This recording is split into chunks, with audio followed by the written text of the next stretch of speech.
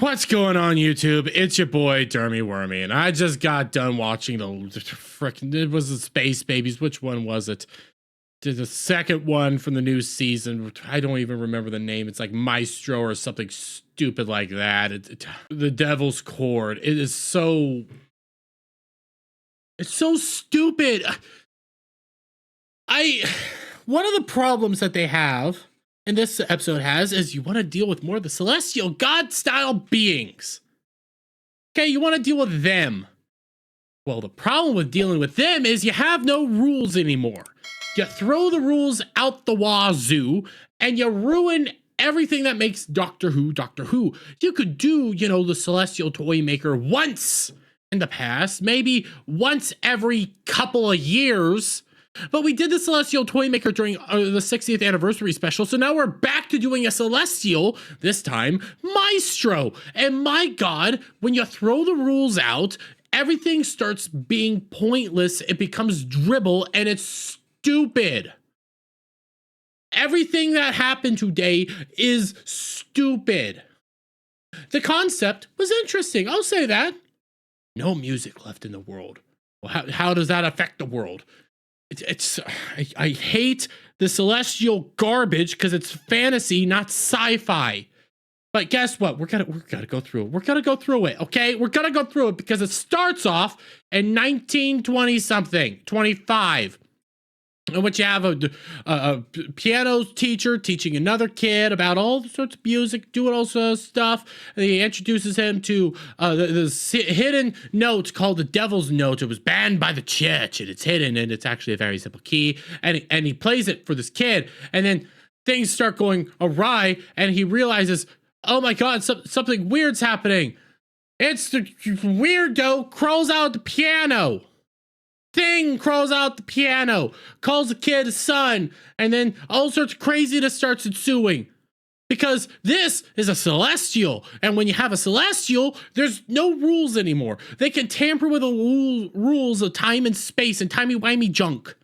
It all goes out the window, so everything becomes pointless. All the rules, every ounce of that becomes pointless, and the reactions are awful. Plus, the actor that they have doing Maestro over-emotes, over-exaggerates, is not interesting, and my God, I can't tell if it's drag queen or just trans. Can't! So when they start saying thing, my first process is going like, wait, are they probably homophobia right here? Or are they doing something stupider? I err on the side of stupider, but you get the point. So, okay, Maestro starts doing all sorts of weird stuff, saying you're a genius to this guy. Nobody ever noticed you, starts playing music, and then eats the music from his heart. Okay, then breaks the fourth wall, starts playing the intro music, and goes forward. Yay. Then we get to this TARDIS. Ruby says, I want to go see the Beatles performing for the first time. Yay, making their first album. We need to go do that because my mom had a girlfriend at one point in time that had all this music and she loved it so much. All the Beatles soundtracks. And all I thought was, did we just establish that her mom's a lesbian? I think so. So, okay, they agree. A great idea. Oh, by the way, the doctor also says, so many people always want to go see, Titanic, Mars, Bethlehem, but this is a whole lot better than that. Throwing all those things under the bus. Man, seeing the birth of Jesus, I think that would actually be kind of cool, but okay, guess not. So, okay, they touch down. Ruby's all like, hey, we need to change your clothes. The doctor's like, you know what? Yes. So they change their clothes and start dancing their way out. As music starts playing, they're just dancing, jiggling. Oh, by the way, I will say, Ruby, nice jiggles. I'll give them that. Millie Gibson has some nice jiggles that I got mesmerized for a little bit. Nice assets. So they stop, they get to the street, and they start doing a little jog, a little dance, and oh, yay, woohoo! Then they go to the studio where Beatles are recording. They find a lady. They find a lady serving tea, and they go like, "Oh, Janet said that you can have the time off. And by the way, the lady's diverse." So the lady goes like, "Oh, thank you very much." Literally says that. Thank you. Accents. Yay, diversity. So Millie's all like, "Yeah, there's always a Janet." Potentially also got this woman fired. I just gotta say that. But okay, they take the thing. They go to meet the Beatles. The guy doing the recording seems very dry and like annoyed. And they listen to the Beatles perform a song, and it's garbage. It's all about a dog. I like dogs. And they're like, oh my God, this is bad. They go see another lady performing. I don't know who she is. I don't even remember her name. I don't care. She can't sing either, and the music bad. So then they go see an orchestra perform, and the orchestra can't play either and is bad. And they realize, oh my God, there's no music in the world. Everything's gone. They're all soulless now. They don't have music in their hearts. It's awful. It's horrible. As they're sitting in the cafeteria, and the doctor picks up a newspaper and notices that the newspaper says something that's never happened before, and he's like, oh my God, without music, the whole world's changing. Everything's not normal anymore. Everything's gone to crap. Because without music, nobody can express themselves. Which is an interesting concept in itself. What happens when the world is without music? Problem is how they deliver it is boring dribble that's repetitive and nonsensical the entire time. This is why you can't do this stuff in Doctor Who. Doctor Who has rules, and when you abandon the rules, everything becomes pointless in the end. And I'll tell you, by the way, old lady in the background, I forgot to mention this in the last one. Old lady's the same old lady from the first episode that notices everything. I don't know what's going on here. I think it's just stupid. They're never going to explain it. Anyways, moving on. They decide, hey, we're going to you take one of the guys, Paul McCartney or John Lennon. I think she took John Lennon aside. I'll take Paul McCartney aside. I thought, oh my God, shoot, he's going to bang Paul McCartney, but apparently not, even though it does kind of come off that way. So Paul McCartney and the doctor start talking about music, and doctor goes like, wait, have you never, because Paul McCartney just wants to go off and do normal stuff and leave all the music behind, just wants to get money with his rhymes. Same with John Lennon. They think they're awful at everything, and then doctor gets Paul McCartney to start talking about all this stuff, and goes like, oh my God, Paul, but don't you ever, feel like doing something grander and stuff? And Paul starts talking about how music is all amazing and holy and awesome as time goes on. And then he starts he sings a little bit, okay? He sings a little bit, and then everybody reacts. Oh my God, he sang! Oh my God, the world goes deaf. Everybody's looking at him. And you start seeing the maestro's face in every little thing. And it's so weird and creepy. And then they're all like, no, we gotta leave. And Paul McCartney stands up, takes one look at the doctor, and goes, no! This is sick, disgusting. Your ideas are awful, and walks on. And all I'm sitting here thinking is, oh my God, did he just pull a homophobia? That's what I think. That's how it kind of comes off. But okay, I guess not. So, okay, they have no idea. Their idea then is the doctor is going to fix the world by introducing music to it again.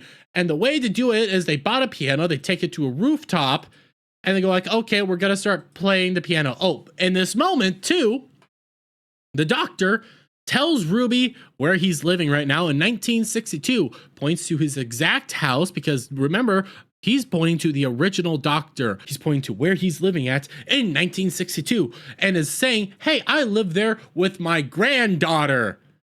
Bringing up his granddaughter, discussing his granddaughter. And in that moment, Billy goes like, oh my God, you have a daughter? You have family? Where are they? I don't know. There was a genocide. For all I know, they could be dead.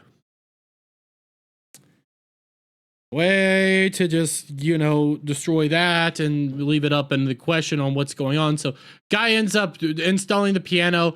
The doctor pays him. He ends up saying, oh, I'll have you whistling here soon. And the guy goes like, no, I don't want to ever whistle again. Music's stupid. So then the doctor ends up telling Ruby actually, no, I'm not going to call him the doctor. I'm not giving him that satisfaction. Shudigatwa tells Ruby, go ahead and play music because I know you could play because I was there that night when you were playing. And she's like, well, I didn't know you were there. And he says, just do it. You're great at it. And she says, well, I'm going to play this tune about one of my friends who's a girl when a girl broke her heart. I'm going to play this song that I made for her. Yay, a song about lesbians. Fudge. So she starts playing and everybody starts reacting. Windows start opening. Old grandma over here is like, oh my God, I haven't been touched this way forever. And they all start like reacting weirdly. Asian lady starts crying. Questionable diverse man starts coming in his pants. A fat white dude starts going like, "Oh my god, this is amazing." Grandma's like, "I've never been touched that way before in my life. It's been years." And as they start playing the songs and everybody's reacting, next thing you know, boom, something weird starts happening. Something starts crawling out. The maestro begins crawling out of the piano, and the doctor hears ha ha ha ha ha ha ha ha. The giggle's here. Oh my god, that means it's a celestial. So the doctor starts running, freaking out as this monster appears out of nowhere. Apparently it's a celestial being from hell, literal hell. So now you have hell mixed into all this, so it's weird. I don't get it. I don't get celestials. They ruin everything. So then the doctor starts running, saying, "I'm terrified. I'm scared. This is bad. We need to get in here. I don't know how to fight this thing." The Celestial keeps walking. As you can see, they're in drag. Oh, look at the boots. Oh my god, it's amazing. Doctor starts hiding. The maestro is over emoting, over exaggerated, going like, "Oh, where can I find you? Oh, the music," tapping her little thing, going like, "Oh my god," cat tapping its little thing. Why am I saying it to her? I don't even know what the hell it is. I don't know if it's drag or if it's trans. I don't know. Anyways, so this keeps going on. Doctor goes hiding, ends up activating his sonic screwdriver to do a thing that I don't know was possible by causing a bright light and cutting out all the sound in the area. And he thinks he's winning. You know, Maestro's going around, can't cause any music, can't cause any sound. So what does the Maestro do?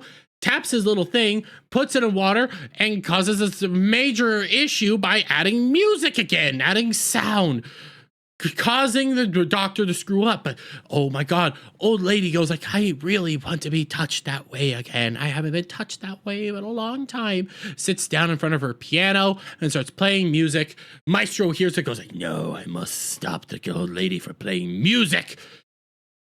Hops in the piano and kills the old lady.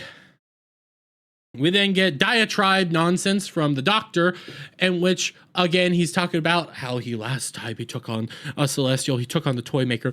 Their rules are awful. It took everything out of me, and it split my soul in half. And Ruby's all like, "Oh, you're talking figuratively." And he's like, "No, I'm talking literally, and I can't do that again. If I do that again, I could die." And I'm just like, "But you bi-generated. You could do it again. You're fresh. You're brand new. You could do it all over again." But nope, rules go out the window. Again, with celestials, it's all stupid. Okay, so we keep moving on. Ruby basically says that we'll find a way. We got to do it. And the doctor keeps going like, "No, we live in a world without music. Everything's changing. Everything's bad. Nobody can emote. Everything's wrong." And Ruby's all like, "But we won. The future's there. Everything's fine." So the doctor says, "Okay, well, I'll show you. He takes her to 2024. She steps outside and we see nuclear holocaust because everybody's dead without music. Without music, people can't emote. People can't do stuff. People can't explain and express their emotions. So we all kill each other, apparently. I thought dialogue is a key part of this, but apparently music. Without music, we all kill each other. Wow, I guess humanity's just a bunch of monsters, I guess. Well, through this, they start crying, they start reacting because Ruby realizes her mom's dead. And as time goes on, the doctor's like, it's okay. And then golden sparkly high heels show up, and we're like, it's the Maestro again. And the Maestro explains everything that it wants, and starts playing music and saying, "Listen, doctor, I was summoned because of a genius. He found this hidden note, and I come back. And the reality is, I want this particular style of sounds, which is the natural music, the natural sounds of everything, which is beautiful and wonderful. And you can't beat me because I want this. And my goal is to destroy the universe and have nuclear holocaust reign over the world," as he basically freaking oozes in his pants. I had to find a way to do this to get around YouTube. So the doctor starts saying, "We have to find a way. We have to do all this. Your father established this rule because apparently the Maestro is the son or the child or whatever of the toy maker." So he goes like, your father established rules and I demand rules. You can't cheat. Okay?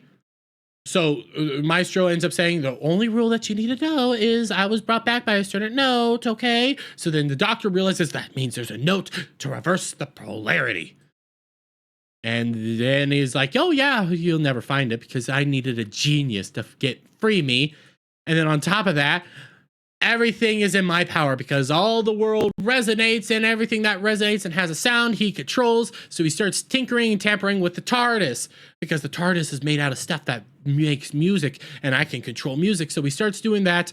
Doctor immediately runs into the TARDIS, says, I can take us back to 1962, but in order to do that, I have to do all this stuff. I have to stop him. So he breaks the TARDIS, landing him back in 1962. He then starts kissing the TARDIS, go like, I'm sorry for what I did. So, okay, decent, not bad. But they get back to 1962 and they're like, we need to fix this, we need to solve this, we need to go in. So they rush back into the recording studio. He injects his butt plug sonic screwdriver yet again into the system and says, we're gonna find that note so we could use it as a weapon. And Doctor sits down, starts saying, well, I need to find the music, I'm smart, there's all these things, I'll figure it out. And as he's doing this, Maestro uses music chords and wraps up Millie, takes her away. Shuri Gatwa goes like, oh my God, what's going on? Tries to run out after them, gets locked into the recording studio, decides I'm gonna, throw a thing through the window so I can get out. That's what he does. And he runs to where Maestro is, and they start having a discussion with Maestro as he starts looking. Maestro wants to take away Millie Gibson's powers because she's the last person with music in her heart. So she's all like, you know what? I'm going to take his music. I'm going to take his their power. I'm going to see what's in her. And I want it because it's delicious. And as he starts, doing his stuff, she starts singing. She starts doing their thing and goes like, no, there's a hidden song underneath. There's more to this. And he starts playing more. And he finds out as she starts singing, Here Come the Bells from Christmas. And Maestro starts reacting like, what? This power? How can a song have this much power? It's like him. It's like the oldest one. And the doctor's like, what do you mean? What's going on? Who was there at her birth? Yes, a celestial was there. So she has some sort of connection to a celestial. Maestro then drops her and says, okay, whatever, I'm bored. And then the doctor, having not won, realizes that they need to finish this. So he finds a piano that was used by the Beatles, a particular style of piano, and says that I'm going to find this chord. I'm going to find everything to beat you. And the Maestro goes like, then a music off it is. As they literally play music back and forth. And Millie Gibson joins Shuri as they start playing music over and over and over again as they spin around the room doing weird stuff. And then the doctor wins the music competition because Maestro's fiddle breaks. And then Maestro starts antagonizing him, goes like, you'll never find the chords. You'll never find the chords. And the doctor, again, I thought this was the doctor without baggage, without history, without anything. Apparently not, because the doctor starts talking about how I've survived genocides, I've lived all this stuff, I've seen so many things, I've done all this stuff, character, but I thought you had no character because you forgot all your baggage. You're not you anymore. You're somebody else. But apparently not. So, okay. So he starts playing the music, starts finding the right chords slowly and steadily, gets it all out there. It's like, oh my God. And we watch as Maestro's wriggling on the ground. And in that final moment, the doctor screws it all up. Plays the wrong note. Maestro gets back up, starts attacking, starts wrapping them all up. Ruby gets thrown into a cello. The doctor gets thrown into the drums and locked away in there. And the piano gets thrown out into the hallway with the notes still up above it. And Paul McCartney and what's his nuts, the Beatles, find it and they start playing music. And they find the right note because they're musical geniuses. And by doing this, they lock Maestro away forever. And Maestro then says, he who waits is on its way. There's more coming, blah, blah, blah. Yeah. There we go. Well, everything's won. They go outside. They start hearing music and all that. And Doctor says, hey, you know what? At the end of every story, there's always a twist. There's always a twist. And they start literally twisting and singing. They have an entire music number from, let's see, 450, 445, 30 something to about, honestly, till the episode ends, right there at 48, 42. They have an entire, like, 3-minute long music segment of them singing, dancing, having a good time. Everybody's singing and good, and it's like, God dang it, I hate all of this. I hate every second of this. This is awful. Because obviously we need music numbers, and obviously RTD's out of ideas. Now, again, this was an interesting concept to start with, but the problem is you're dealing with the Celestials. When you deal with the Celestials, you throw the rules out the window and nothing makes sense. In the end, the Doctor couldn't even save them. They had to have randomly the Beatles stumble upon the piano with all the notes already there and have both Paul McCartney and what's his fudge come out here and play the exact note that they needed in that time because reasons. All of this is stupid. All of this is honestly idiotic, and you throw everything that makes Doctor Who out the window so you could deal with your celestial nonsense and gods and basically fantasy as all the science fiction, science, everything that defines this genre gets destroyed because I want to play around with gods that can bend reality and warp time and space. That's what you wanted to do here. And it's the exact same thing that we got during the 60th anniversary special when they dealt with a celestial toy maker, when they dealt with these things, because you throw these ideas out the window. You throw this stuff through the roof and you're like, oh my God, well, let's just do things now. Things happen because things need to happen because reasons. That's all it is. That's all it's ever been. And it's just idiotic and stupid, and they're promising more of this throughout the thing. Now, was this, again, more progressiveness, more ideologically? Was it woke? Not really. You had diverse woman that says thank you. You have a bunch of diverse people. You have a questionable individual playing maestro that I can't tell if it's a man, woman, or drag, trans, whatever. But it's still just boring, stupid, garbled up nonsense at the end of the day. I'm going to leave it there, guys. Let me get you guys' thoughts on all of this down in the comments below. If you like this video, please give it a thumbs up, share it with friends, hit that subscribe button, hit that notification bell for every time I put out a new video, go live, guys. And I'll see you all on the next one. Bye for now.